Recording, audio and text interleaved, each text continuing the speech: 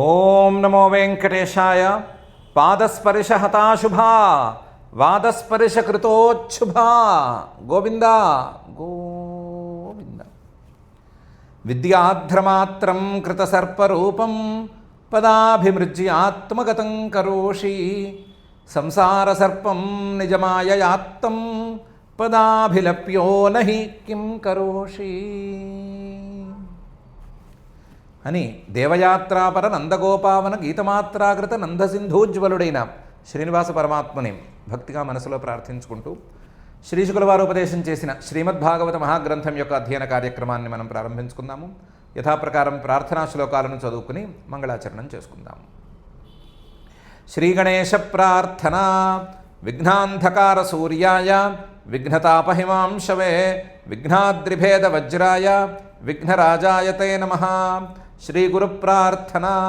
గురుర్బ్రహ్మా గురుర్విష్ణు గురుర్దేవో మహేశ్వరః గురుస్సాక్షాత్ పరం బ్రహ్మ తస్మై శ్రీగురవే నమః. శ్రీనివాస ప్రార్థన. శుక్రగ్రహాదిసేవ్యాయ శుక్రవారేభిషేకినే శుక్రమాసే తు పూజ్యాయ శ్రీనివాసాయ తే నమః. అథ సంకల్పః అస్మాకం ఉపాత్త సమస్త దురిత క్షయ ద్వారా బుద్ధిశుద్ధ్యర్థం విద్యాభివృద్ధ్యర్థం భక్తిజ్ఞానవైరాగ్యాది తదనుకూల సర్వసంపత్సమృద్ధ్యర్థం శ్రీపరమేశ్వర ప్రీత్యర్థం శ్రీమద్భాగవత పాఠం కరిష్యామహే. అస్య శ్రీమద్భాగవత స్తోత్ర మహామంత్రస్య నారద ఋషిః బృహతి ఛందః శ్రీకృష్ణః పరమాత్మా దేవత బ్రహ్మబీజం భక్తిశక్తిః జ్ఞానవైరాగ్యే కీలకం అస్మాకం శ్రీమద్భగవత్ప్రసాదసిద్ధ్యర్థే పాఠే వినియోగః ధ్యానం నారాయణాధ్వర విధాయకవాక్యగీతిం వ్యాసప్రసూతశుకమౌని విక్లిప్తనీతిం హార్దే వితాన అనుసార్య విశుద్ధరీతిం కల్పం సమాహరత భాగవతం సుపీతిం. శ్రీ గురుభ్యో నమః. 33వ అధ్యాయం వరకు రాసలీలల్ని విస్తృతంగా వర్ణించినటువంటి, రాసలీలల్లో గోపికల భక్తిని వాటిని చాలా వివరంగా వివరించినటువంటి మహర్షి గారు 24వ అధ్యాయంలో శ్రీకృష్ణుడికి సంబంధించినటువంటి 2 విశేషాలను వర్ణించబోతున్నారు. ఆ వర్ణించడంలో భాగంగా శ్రీశుక ఉవాచ, శ్రీశుక వాళ్ళు మొదలు పెడుతున్నారు. ఏకదా దేవయాత్రాయాం గోపాలా జాతకౌతుకాః అనోభిరనడుద్యుక్తైః ప్రయయుస్తేంబికావనం అని ప్రారంభించి, ఏకదా ఒకరోజు అంటే సుమారుగా ఫాల్గుణ బహుళ చతుర్దశి రోజు అని వేరే చోటు ఉంది. ఆ మాస శివరాత్రి రోజున, ప్రతి నెల బహుళ చతుర్దశి రోజున మాస శివరాత్రి అంటారని మనకు తెలుసు కదా. అదే మాఘమాసంలో వచ్చేటువంటి బహుళ చతుర్దశి అయితే మహాశివరాత్రి అని, ప్రతి నెల వచ్చేటువంటి బహుళ చతుర్దశికి మాస శివరాత్రి అని పేరు కదా. ఆ ఫాల్గుణ మాసంలో వచ్చేటువంటి మాస శివరాత్రి రోజున గోపాలకులందరూ కలిసి దేవయాత్రాయాం జాతకౌతుకాః, పరమేశ్వరుణ్ణి సందర్శించుకోవటానికని వెళ్ళాలి, ఒక చోటుకి వెళ్ళాలి, పరమేశ్వర క్షేత్రం ఒకటి ఉంది దగ్గరలో, అక్కడికి వెళ్ళాలి అని అనుకున్నారు. ప్రత్యేకించి మొక్కులు అవి ఏం లేవు, జాతకౌతుకాః ఒకసారి వెళ్ళి పరమేశ్వరుని దర్శించుకుని వద్దాము అని అనుకున్నారు. అనుకున్న వాళ్ళు అనుకున్నట్లే అందరూ బయలుదేరారు. అనడుద్యుక్తైః ఎడ్లబళ్ళు కట్టారు. ఎడ్లబళ్ళు కట్టి ఎడ్లబళ్ళ మీద ప్రయాణం చేశారు. ప్రయయుస్తే అంబికావనం, ఈ బృందావనం దగ్గర నుంచి మథురకి వెళ్ళే దారిలో ఎక్కడో అంబికావనం అనే పేరుతో ప్రసిద్ధమైనటువంటి శివక్షేత్రం ఒకటి ఉందిట. ఆ అంబికావనానికి వాళ్ళు వెళ్ళారు. అక్కడ పరమేశ్వరుడు అమ్మవారితో కలిసి దర్శనమిస్తూ ఉంటాడు. ఆ క్షేత్రానికి వెళ్ళారు. అక్కడ సరస్వతి నది లేదు కానీ సరస్వతి తీర్థం అనే పేరుతో తీర్థం ఉన్నట్లుంది. తత్ర స్నాత్వా సరస్వత్యాం దేవం పశుపతిం విభుం ఆనర్చురర్హణైర్భక్త్యా దేవీంచ నృపతేంబికాం. అక్కడ సరస్వతీ తీర్థంలో వీళ్ళు స్నానాలు చేశారు. తత్ర స్నాత్వా సరస్వత్యాం, ముందుగా దేవం పశుపతిం విభుం, ఆ పశుపతిని అంటే పరమేశ్వరుణ్ణి ముందుగా పూజించారు. విభుం వ్యాపకుడైనటువంటి ఆ పశుపతిం, పశువులు అని పిలవబడేటువంటి జీవులందరికీ అధిపతి అయినటువంటి ఆ పరమేశ్వరుణ్ణి ముందుగా పూజించుకున్నారు. పూజించుకుని ఆనర్చుహు అర్హణై పూజా ద్రవ్యాలను వాళ్ళు జాగ్రత్తగా తీసుకువెళ్ళారు. తీసుకెళ్ళిన పూజా ద్రవ్యాలతో పూజించుకుని భక్త్యా దేవీంచ, భక్తిగా దేవి అమ్మవారిని కూడా విడిగా పూజించుకున్నారు. భక్త్యా దేవీంచ అంబికాం.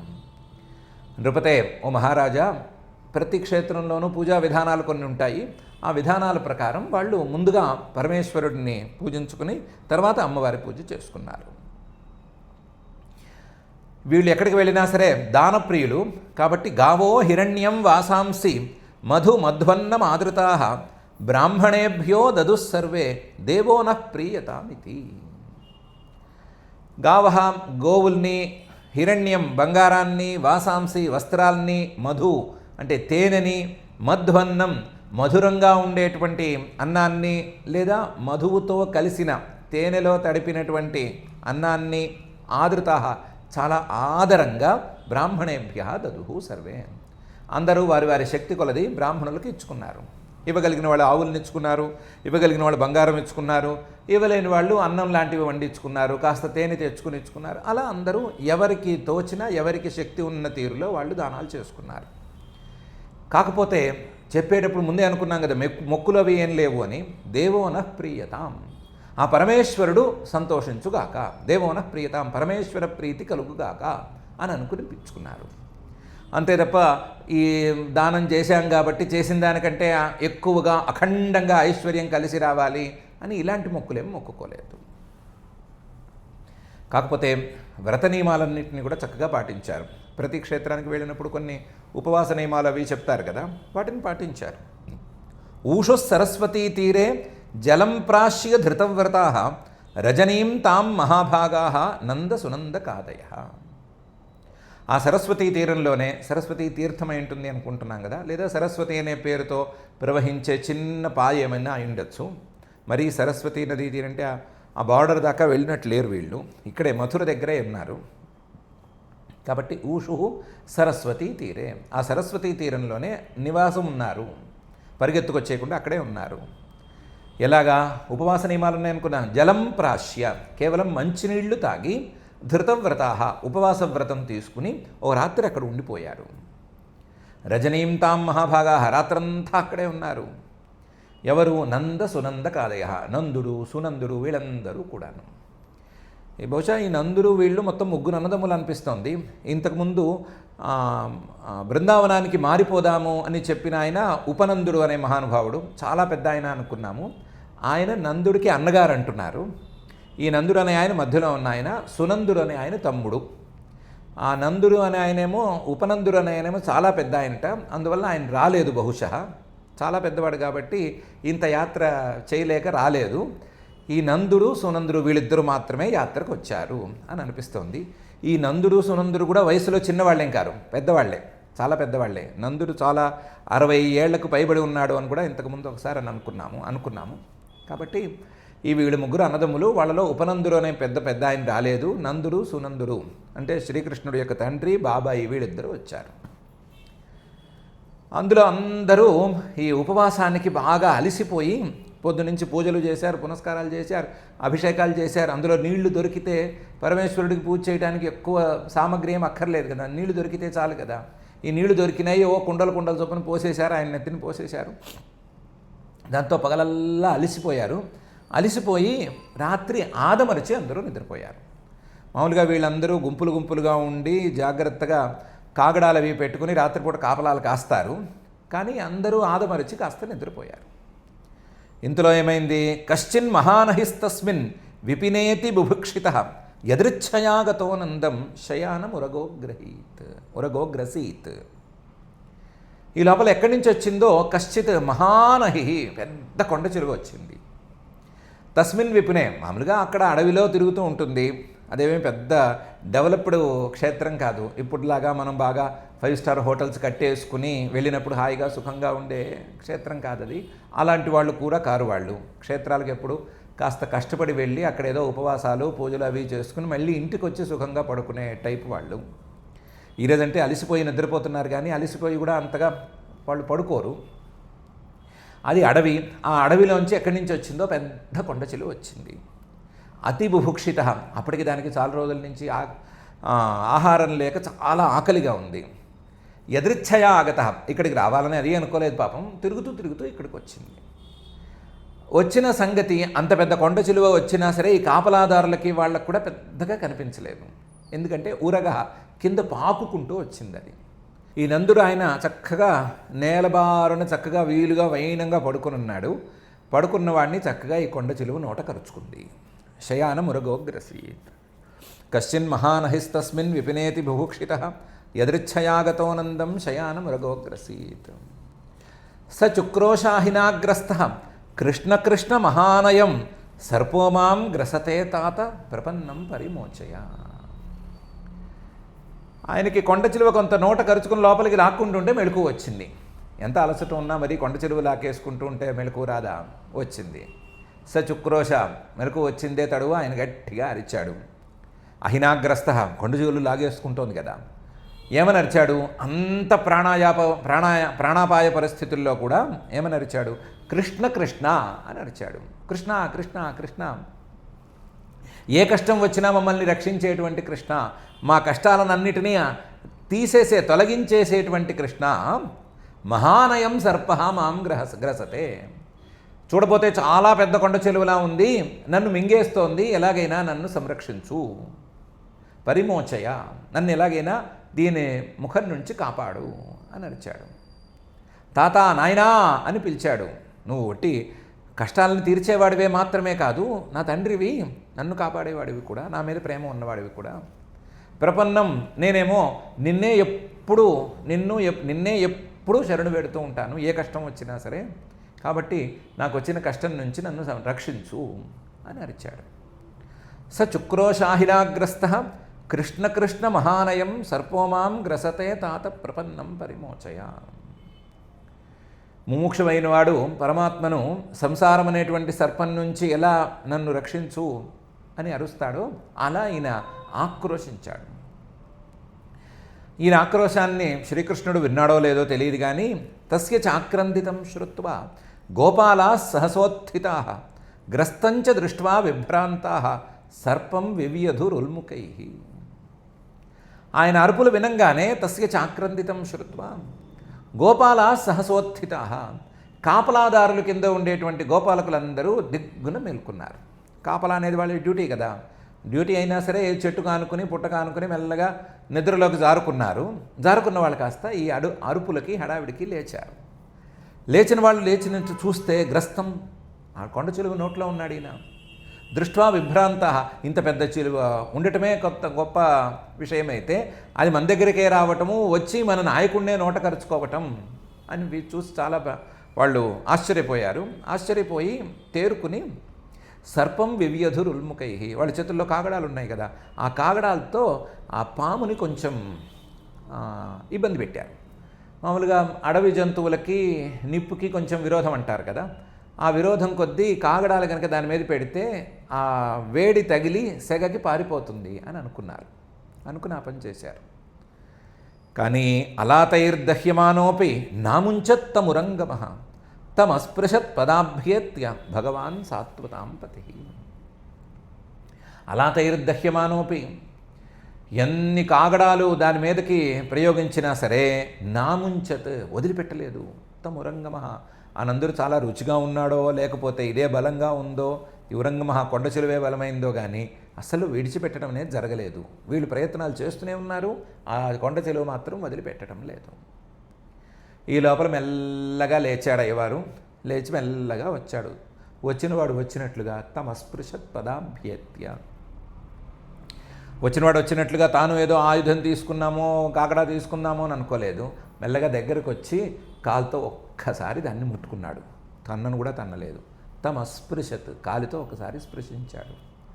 తమస్పృశత్ పదాభ్యేత్య, ఎందుకంటే ఆయన భగవంతుడు, భగవాన్ సాత్వతాంపతి, మహాసాత్వికులకే ఫలితాలను ఇవ్వగలిగినవాడు, సాత్వికమైన ఉపాసనలు చేసుకున్న వారికే ఫలితాలను ఇవ్వగలిగినటువంటి వాడు. అలాంటి వాడు ఈ పాముని ఉద్ధరించదలుచుకున్నాడో లేదా పాములోట్లోంచి తన తండ్రిని బయటికి తేదలుచుకున్నాడో ఏం చేయదలుచుకున్నాడో కానీ ఒక్కసారి అలా ముట్టుకున్నాడు, కాలితో ముట్టుకున్నాడు. అలాతైర్దహ్యమానోపి నాముంచత్తురమురంగమ తమస్పృశత్ పదాభ్యేత్య భగవాన్ సాత్వతాం పతి. సవై భగవత శ్రీమత్ పాదస్పర్శ హతాశుభ భేజే సర్ప వపుర్హిత్వా రూపం విద్యాధరార్చితం. ఇంతవరకు ఆ నందుణ్ణి నోట కరుచుకున్నటువంటి ఆ పాము కాస్త సవై భగవత శ్రీమత్ పాదస్పర్శ హతాశుభ, ఆ భగవంతుడి యొక్క పాదస్పర్శం కలిగిన వెంటనే, ఎలాంటి పాదం అంటే శ్రీమత్ అన్నిటికంటే అందంగా ఉండేటువంటి పాదం. ఎలాంటి పాదం? రకరకాల ముద్రలతో చాలా విశేషంగా సల్లక్షణాలతో ఉండేటువంటి పాదం. ఎలాంటి పాదం? ఆ పాదాలను పట్టుకున్న వాళ్ళందరికీ అశుభాలను పోగొట్టేటువంటి పాదం. ఆ పాదం తాలూకు స్పర్శ తగిలిన వెంటనే శ్రీమత్ పాద స్పర్శ హత అశుభ, అతనికి ఉండేటువంటి అశుభాలన్నీ కూడా పోయినాయి. పోయేసరికి సర్పవపుర్హిత్వ, తన కొండు చిలువ అనేటువంటి శరీరాన్ని విడిచిపెట్టి విద్యాధరార్చితం రూపం భేజే, విద్యాధరుల యొక్క రూపాన్ని పొందాడు. అలా కూడా చెప్పకూడదు, విద్యాధరార్చితం రూపం భేజే, విద్యాధరులే పూజించగలిగినటువంటి రూపాన్ని పొందాడు. విద్యాధరుల్లో కూడా శ్రేష్టమైనటువంటి రూపాన్ని పొందాడు. సవై భగవత శ్రీమత్ పాదస్పర్శ హతాశుభ భేజే సర్పవపుర్హిత్వా రూపం విద్యాధరార్చితం. అప్పుడు పాపం ఏమీ ఎరగని శ్రీకృష్ణుడు తమపృచ్ఛద్ హృషీకేశ ప్రణతం సముపస్థితం దీప్యమానేన వపుష పురుషం హేమమాలినం. అతన్ని అడుగుతున్నాడు, ఎక్కడి వాడు నువ్వు, ఏం మనిషివి, ఎక్కడి నుంచి వచ్చావు, ఈ రూపం ఎందుకు వచ్చింది అని తెలియనట్టు అడుగుతున్నాడు. తమపృచ్ఛత్ అడిగాడు, ఇవన్నీ అడిగాడు. ఎక్కడి వాడివి, ఎందుకు ఇలా వచ్చావు, ఎందుకు ఇలా కొండ చిలువ రూపంలో ఉన్నావు అని అడిగాడు. ఎవరు అడిగింది? హృషీకేశ, అతని హృదయంలో కూడా అంతర్యామిగా ఉండేటువంటి వాడు, అతని మనసులో ఆలోచనలు కూడా తెలుసుకోగలిగినటువంటి సర్వజ్ఞుడు ఏమీ తెలియనట్టుగా అడిగాడు. అతను మాత్రం ప్రణతం సముపస్థితం, రెండు చేతులు జోడించి దగ్గరగా వినయంగా వంగి ఉన్నాడు. కాకపోతే దీప్యమానేన వపుష పురుషం హేమమాలినం, ఒళ్ళంతా ధగధగలాడిపోతోంది. ఒంటి నిండా బంగారు మాలలు, ఆ మాలలు కూడా ధగధగలాడుతున్నాయి. చాలా తేజస్విగా ఉన్నాడు. ఆ తేజస్విగా ఉన్నా సరే చాలా చాలా వినయంగా రెండు చేతులు జోడించి వినయంగా ఉన్నాడు. అలాంటి వాడిని ఏమీ తెలియనట్టు ఈయన ప్రశ్నలు వేశాడు. తమపృచ్ఛదృషీకేశ ప్రణతం సముపస్థితం దీప్యమానేన వపుషా పురుషం హేమమాలినం కో భవాన్ పరయా లక్ష్మ్యా రోచతేద్భుతదర్శన కథం జుగుప్సితామేతాం గతిం వా ప్రాపితో వశః. కో భవాన్, అయ్యా తమరెవరు? పరయా లక్ష్మ్యా రోచతే, చాలా అందంగా ఉన్నావు, చాలా కాంతివంతంగా ఉన్నావు. అద్భుత దర్శన, నిన్ను చూస్తేనే అసలు ఎంత అందగాడు అన్నట్టున్నావు. నిన్ను చూస్తేనే కళ్ళు జిగేలు జిగేలు అంటున్నాయి, అంత బాగున్నావు నువ్వు. ఇప్పుడేమో ఈ రూపంలో కనిపిస్తున్నావు. ఒక్క క్షణం ముందు వరకు జుగుప్సితాం, అతి చూడంగానే కంపరం పుట్టే కొండ చిలువ రూపంలో ఉన్నావు. కొండ చిలువలు అందరికీ ఏమీ కళ్ళకి బాగుండవు కదా, వాటిని చూస్తేనే కొంతమంది కంపరంగా ఫీల్ అవుతారు కదా. కాబట్టి కథం జుగుప్సితామేతాం గతిం వా ప్రాపిత, ఇలాంటి కొండ చిలువ శరీరం నీకెందుకు వచ్చింది, ఈ గతి నీకెందుకు కలిగింది? అందులో చూడబోతే అవశః, ఇంతటి వాడివి ఉన్నట్టుండి ఆ కొండ చిలువ రూపంలోకి వచ్చావంటే ఏదో నీ ప్రమేయం లేకుండానే జరిగినట్లుంది. నువ్వేదో మాయా రూపంలో కొంతసేపు ఇలా ఉండి అలా ఉండి అన్నట్టేం లేదు, నీ ప్రమేయం లేకుండానే ఏదో జరిగినట్టుంది. ఏం జరిగింది కాస్త చెప్పు అన్నాడు. కో భవాన్ పరయా లక్ష్మ్యా రోచతేద్భుత దర్శన కథం జుగుప్సితామేతాం గతిం వా ప్రాపితో వశః. అప్పుడు సర్ప ఉవాచ, ఆ సర్పరూపంలో ఇంతకు ముందు ఉండి ఇప్పుడు విద్యాధర రూపంలోకి మారినటువంటి ఆ మహానుభావుడు చెప్పాడు. అహం విద్యాధర కశ్చిత్ సుదర్శన ఇది శ్రుతః శ్రియా స్వరూప సంపత్త్యా విమానేన ఆచరం దిశః. అహం విద్యాధర, నేను విద్యాధరుడిగా ఉండేవాడిని లేదా విద్యాధరుడిని. కశ్చిత్, నాకు పెద్దగా గుర్తింపు అంటూ ఏమీ లేదు, విద్యాధరుల్లో ఒకడిని. సుదర్శన అని నా పేరు. సుదర్శన అనేది నా పేరు అంటే ఎవరో పెట్టిన పేరా లేకపోతే అన్వర్థనామధేయమా తర్వాతి మాట. ఇది శృతః, అందరూ నన్ను సుదర్శన సుదర్శన అని పిలుస్తూ ఉంటారు. ఎందుకు? చూడ్డానికి చాలా బాగుంటాను అనే అర్థంలోను. శ్రియా, చాలా సంపద ఉంది నాకు, చాలా డబ్బులు ఉన్నాయి, చాలా ఆస్తులు అంతస్తులు ఉన్నాయి. స్వరూప సంపత్తి, అందగాడిని, అందానికి అంతే లేదు, అంత అందగాడిని. సహజంగా విద్యాధరులు గంధర్వులు వీళ్ళందరే కొంచెం అందగాళ్ళని పేరు, వాళ్ళలో కల్లా ఈయన అందగాడు. స్వరూప సంపత్య. ఈ రెండు కలిసేసరికి ఎప్పుడు అసలు నా కాలు నేల మీద ఆనేది కాదు. విమానేన అచరం దిశ. ఎప్పుడో విమానం ఎక్కి ఆ విమానంలో దిక్కులు తిరుగుతూ ఉండేవాడిని. అహం విద్యాధర కశ్చిత్ సుదర్శన ఇది శ్రుత శ్రియా స్వరూప సంపత్యా విమానేనాచరం దిశ. ఋషీన్ విరూపానంగిరస ప్రాహసం రూపదర్పిత తైరిమాం ప్రాపితో యోనిం ప్రలబ్ధై స్వేన పాప్మన. ఆంగిరసులు అని కొంతమంది మహర్షులు ఉన్నారు. నేనంటే చక్కగా మొహం కడుక్కుని తల దువ్వుకుని బొట్టు పెట్టుకుని అందంగా అవి ఇవి పూసుకొని రాసుకుని వెళ్తాను. వాళ్ళు అసలు ఏమీ ఒంటిని పట్టించుకోరు, ఏ అలంకారము చేసుకోరు, ఏ శరీర సౌకర్యాలని వాళ్ళు చూసుకోరు. శరీరాన్ని అలంకరించుకోవటం పోషించుకోవటం అనేది వాళ్ళకి చేతకాని విద్య. అందువల్ల వాళ్ళని చూస్తే నాకెందుకో వీళ్ళు విరూపంగా ఉన్నారు అని అనిపించింది. మామూలుగా అలాంటి వాళ్ళని చూసి దండం పెట్టాలి. దండం పెట్టి అయ్యా మీరేమన్నా నాకేమన్నా అనుగ్రహం చేస్తారా, ఏమన్నా మంచి విషయం చెప్తారా అని అడగాలి. నాకంత జ్ఞానం లేకపోయింది. సహజంగా విద్యాధరుడినైనా నేను ఆ విద్యని వాళ్ళ ద్వారా మళ్ళీ తిరిగి పొందుదామని అనుకోలేదు. వాళ్ళలో అందం లేనితనం లేదా కురూపంగా ఉండటం విరూపంగా ఉండటం అనేదాన్ని నా కళ్ళతో చూశాను. చూసేసరికి వాళ్ళు ఋషులు దర్శనం మంత్రద్రష్టలు అనేటువంటి అభిప్రాయాన్ని నాకు కలగకపోయేసరికి ఋషీన్ విరూపాన్ అంగిరస ప్రాహసం, వాళ్ళని వెక్కిరిచ్చాను, వాళ్ళని ఉపహాసాలు ఆడాను. ఆహా భలే అందగాళ్ళు మీరు, భలే కాళ్ళు వంకరగా ఉన్నాయి, భలే చేతులు వంకరగా ఉన్నాయి, మీ మొహాలు చూడాలి, పొద్దున్న చూస్తే రాత్రి కల్లోకి వస్తుంది అన్నట్టుగా ఏదో వెక్కిరించాను. రూపదర్పిత. వెక్కిరించినప్పుడు నా మనసులో నన్ను మించిన అందగాడు మరొకడు లేడు అనే మాటే ఉంది. ఆ గర్వంతో వాళ్ళని వెక్కిరించాను. వాళ్ళు ప్రలబ్ధై ఆ ఉపహాసాలను ఎందుకో భరించలేకపోయారు. మామూలుగా అలాంటి వాళ్ళని పురుగుల కింద కూడా వాళ్ళు చూడరు, జమకట్టరు, పట్టించుకోరు, వాళ్ళ మానాన్ని వాళ్ళు పోతూ ఉంటారు. కానీ ఎందుకో నా మీద అనుగ్రహం కలిగిందో ఏమో వాళ్ళు ఆ ఉపహాసాలని తట్టుకోలేక ఈ శాపం పెట్టారు. తైరిమాం ప్రాపితో యోనిం. వాళ్ళు నాకు నువ్వు కొండ చెలువ వేపో, మమ్మల్ని ఎంత కంపరంగా నువ్వు చూశావో అంత కంపరంగా నిన్ను అందరూ చూసేటట్లుగా కొండ చిలువలాగా మారిపో, కింద భూమి మీద పాక్కుంటూ వెళ్ళిపో, విమానంలో తిరుగుతున్నాను అని గర్వంగా ఉన్నావు కదా, భూమి మీదే తిరుగుతూ ఉండు అని శపించారు. నిజానికి వాళ్ళు శపించలేదు. స్వేన పాప్మన, నా పాపానికి ఫలితం వచ్చింది.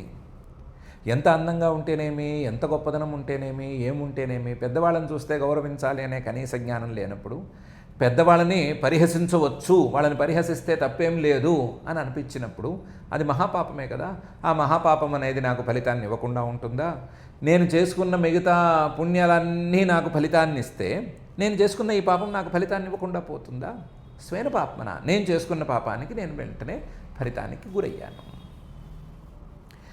ఋషీన్ విరూపానంగిరస ప్రాహసం రూపదర్పిత తైరిమాం ప్రాపితో యోనిం ప్రలబ్ధై స్వేన పాప్మన. కానీ శాపోమేనుగ్రహాయైవ కృతస్థై కరుణాత్మభిః యదహం లోకగురుణా పదాస్పృష్టో హతాశుభ.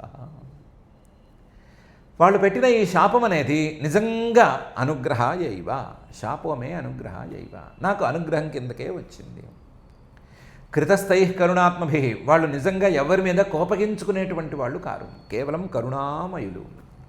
కరుణామయులు, అయ్యో ఎంతో పుణ్యం చేసుకుంటే ఇంత విద్యాధర జన్మ వచ్చింది వీడికి, ఈ జన్మలో ఇలాంటి నలుగురిని వెక్కిరించుకుంటూ కాలక్షేపం చేస్తే వీడికేం వస్తుంది, వీడికి ఏమైనా కాస్తంత ఉద్ధార మార్గం చూద్దాము అని అనుకుని ఒక్కసారి కింద పడేశారు. పైకి ఎత్తాలంటే కింద పడేయాలి కదా, అందుకని కింద పడేశారు. కానీ వాళ్ళు చేసిన ఉపకారం సామాన్యమైన ఉపకారం కాదు. లోకగురుణ, జగద్గురువువి నువ్వు, నీ పాదస్పర్శ తగిలే అవకాశాన్ని వాళ్ళు నాకు కలిగించారు. యదహం లోకగురుణ పదాస్పృష్ట. జగద్గురువు నీ పాదాలను పట్టుకోవడానికి వాళ్లతో సహా అందరూ వెంపర్లాడుతూ ఉంటారు కదా, అలాంటి పరిస్థితుల్లో నువ్వే నా దగ్గరకు వచ్చి నువ్వే నా శరీరాన్ని నీ కాలుతో ముట్టుకున్నావు అంటే అబ్బో వాళ్ళు నాకు చేసిన ఉపకారం సామాన్యమైంది కాదు అని అనిపిస్తోంది. హతాశుభ, నాకు ఉండేటువంటి పాపాలన్నీ ఈ క్షణాన్ని పోయినాయి. ఏంటి, ఆంగీరస మహర్షుల్ని అవమానించిన పాపంతో సహా, అంతకుముందు జన్మల్లో చేసుకున్న పాపాలతో సహా అన్ని పాపాలు ఈ క్షణాన్ని నాకు పోయినాయి.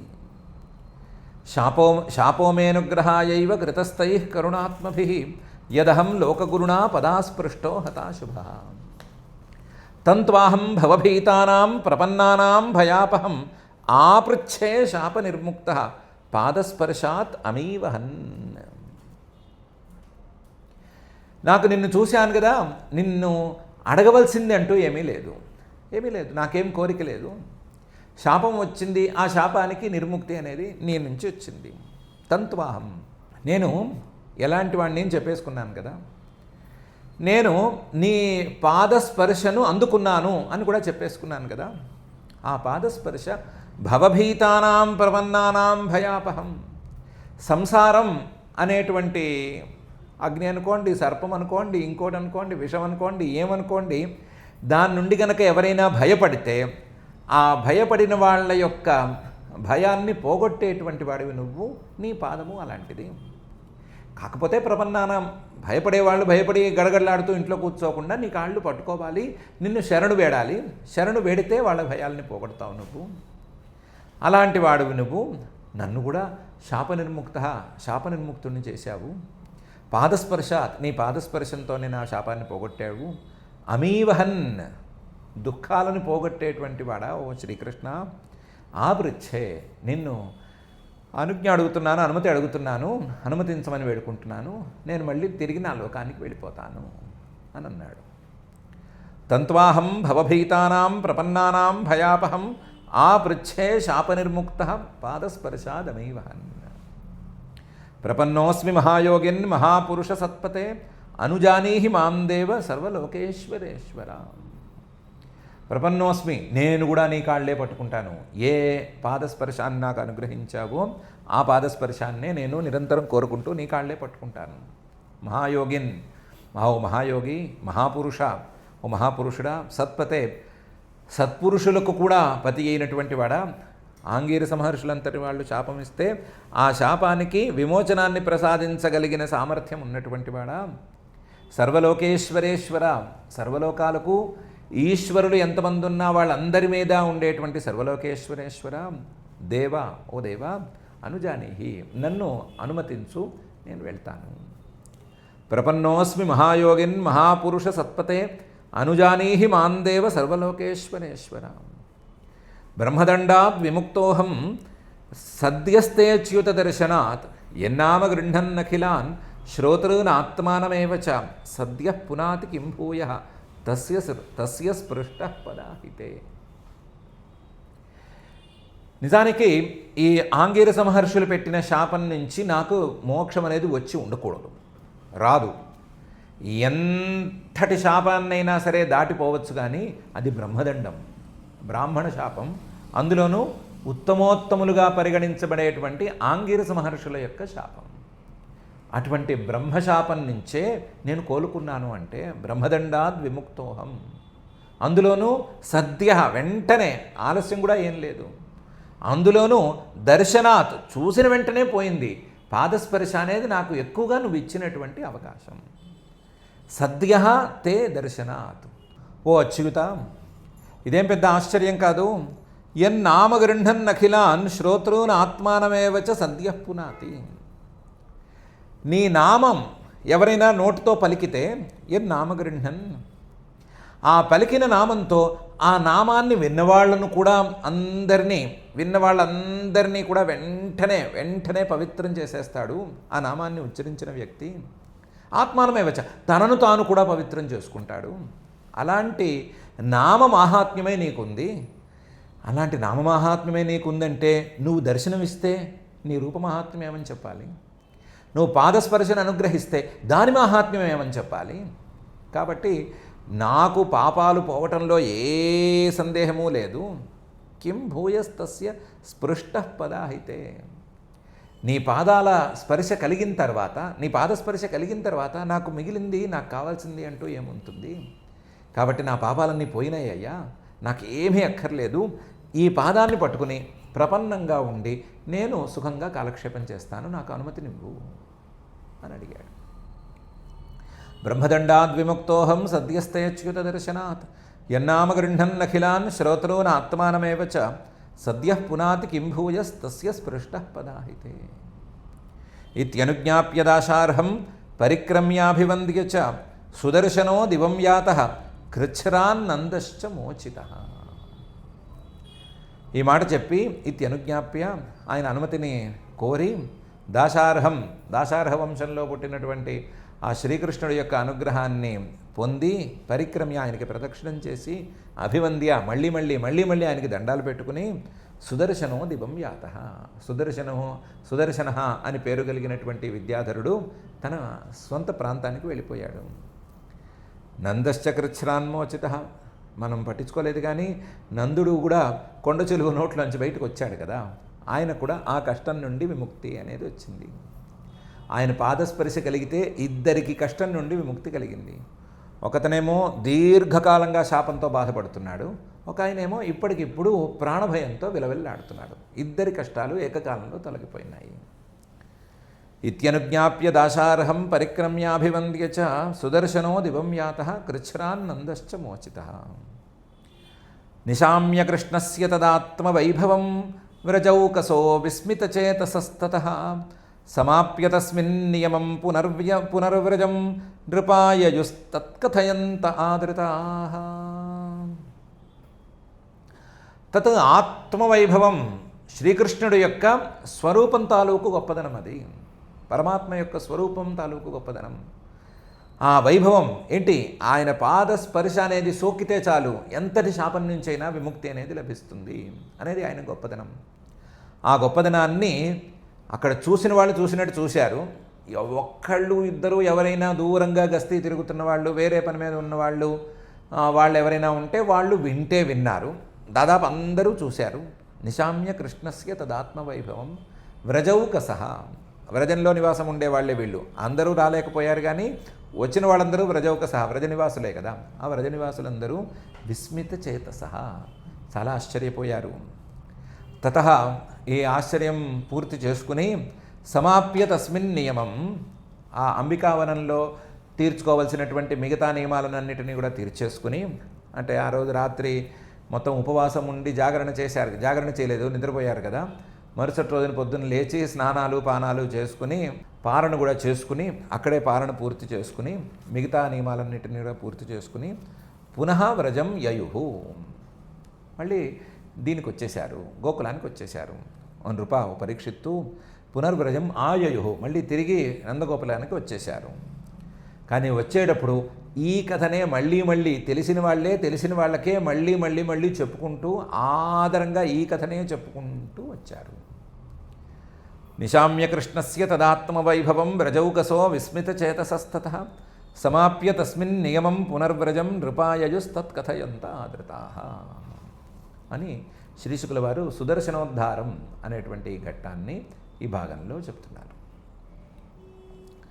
ఈ ఘట్టంలో రెండు అంశాలు ప్రధానంగా ఉన్నాయి. ఒకటి, మనకున్న అందానికి విలువ లేదు. మనం చూసేటువంటి మహానుభావులు మనకంటే విరూపంగా కనిపిస్తే వాళ్ళని పరిహసించేటువంటి హక్కు మనకి లేదు. ఒకవేళ విరూపంగా వాళ్ళు కనిపించారని అనుకుంటే మనలో ఏదో అందం ఉంది అనేటువంటి దర్పం ఉన్నట్లు. కానీ ఆ దర్పానికి పెద్దగా విలువ లేదు.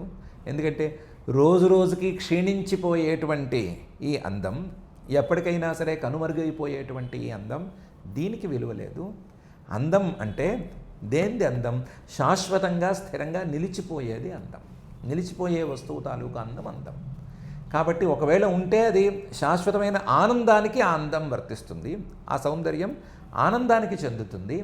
ఈ భౌతికమైనటువంటి అవయవ విన్యాసానికి కానీ, లేకపోతే కొన్ని అవయవాలు అలా కూడి ఉండటం అనేటువంటి దానికి కానీ, అందువల్ల వచ్చేటువంటి లావణ్యానికి కానీ మరొక దానికి కానీ విలువ లేదు. విలువ ఉన్నది మాత్రం అఖండమైనటువంటి ఆనందానికే. దాన్ని పట్టించుకోకుండా, జ్ఞానానికి ఉండేటువంటి అందాన్ని వాటిని పట్టించుకోకుండా ఋషులతో సహా అందరినీ గనక పరిహసిస్తే మిగిలేది సుదర్శనుడు లాంటి కొండ చిలువగతే అనేది ఒక పాయింట్. రెండోది, ఎంత మహాపాపం చేసుకున్నా, ఎంత కష్టం వచ్చినా సరే ఆ పరమాత్మను గనక పట్టుకోగలిగితే, ఆయన పాద స్పర్శ అనేది సోకితే దాని నుంచి బయటికి రావటం అనేది తప్పనిసరిగా లభిస్తుంది అనేది రెండో పాయింట్. నిజానికి రెండు పాయింట్లకి పెద్దగా తేడా ఏమీ లేదు. అందం లాంటి భౌతికమైనటువంటి వ్యవహారాల మీద ఆసక్తి లేకుండా పరమాత్మ పాదస్పర్శ మీద ఆసక్తిని పెంచుకోవటం ఉత్తమం అనేటువంటి ఒకే పాయింట్ ఇందులో ఉంది.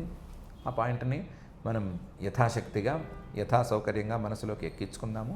మనకేమైనా అందగాళ్ళమని అందగత్తెలమని ఏమైనా ఉంటే అందులోనూ కావాలంటే బ్రాకెట్లో మాజీ అని కూడా చేర్చుకోవచ్చు. మాజీ అందగాళ్ళు, మాజీ అందగత్తెలు లాంటివి ఏమైనా ఉంటే వాటన్నిటిని పక్కన తోసి ఆ అందాలకి విలువ లేదు, ఎలాగో కాలగర్భంలో కలిసిపోవలసినవే. నిజమైనటువంటి సౌందర్యం శాశ్వతమైన జ్ఞానానికి, శాశ్వతమైనటువంటి ఆనందానికి సంబంధించిన సౌందర్యం. ఆ సౌందర్యానికి రాశి అయినటువంటి ఆ పరమాత్మను పట్టుకోవటమే మన పని అనేటువంటి అభిప్రాయాన్ని మనసులోకి తెచ్చుకుందాము. అలాంటి అభిప్రాయాన్ని మనకి దృఢంగా కల్పించవలసిందిగా ఆ దేవయాత్రాపరనంద గోపావన గీతమాత్రాకృత నందసింధూజ్వలుడైనటువంటి శ్రీనివాస పరమాత్మని భక్తిగా ప్రార్థించుకుందాము. ఇక క్షమాప్రార్థనను చెప్పుకుందాము.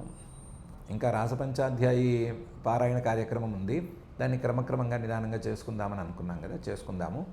రోజుకి కొన్ని అధ్యాయాలు లేదా రోజుకి ఒక అధ్యాయమనో విడిగానైనా చేసుకుందాము. దాన్ని పూర్తి చేసుకుందాం. ఇప్పుడు క్షమాప్రార్థన చెప్పుకుందాం.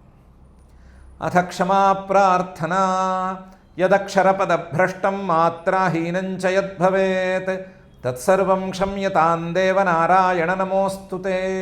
అథ భగవత్సమర్పణం కాయేన వాచా మనసేంద్రియైర్వా బుద్ధ్యాత్మనా వా ప్రకృతే స్వభావాత్ కరోమి యద్యత్ సకలం పరస్మై నారాయణాయేతి సమర్పయామి.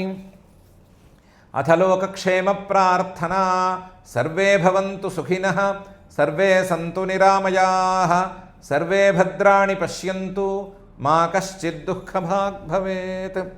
అథ మంగళం శ్రియః కాంతాయ కళ్యాణ నిధయే నిధయేర్థినాం శ్రీవేంకటనివాసాయ శ్రీనివాసాయ మంగళం.